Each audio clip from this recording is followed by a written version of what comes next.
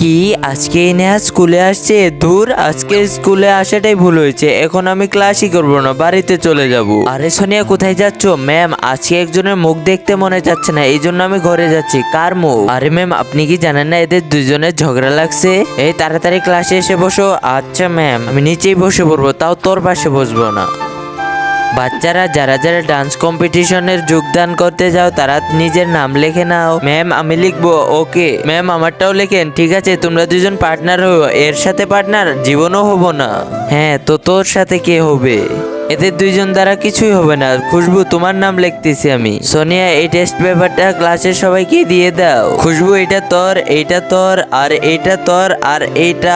আরে এটা তো আমি জীবনেও দিব না। এই তো যার পেপার সেই উঠেনি। আরে হ্যাঁ, আমি নিজেরটা উঠাতে পারি, আমার হাত আছে, বুঝছ নাই? আরে ইয়ার, আমার কলমটা তো চলতেছে না। আমি এখন এক্সামে কি লিখবো? দেখি নেহাকে বলে দেখি। নেহা প্লিজ আমাকে একটা কলম দে না। তার আগে যদি তুমি মনে করো এই বিড়ালটা কিউট, তাহলে লাইক আর সাবস্ক্রাইব করো। এই পাপিটাকে দেখো, সে ক্ষুধার্ত আর ঠান্ডায় কাঁপছে, আর কেউ তাকে সাহায্য করছে না। তুমি যদি ভালো মানুষ হও তাহলে লাইক আর সাবস্ক্রাইব করো, আর কমেন্টে একটা হার্ট ইমোজি দাও। আরে দাঁড়া, এখনই দিচ্ছি। এই নে, এটা নিয়ে লেখ। আচ্ছা, ধন্যবাদ তোকে।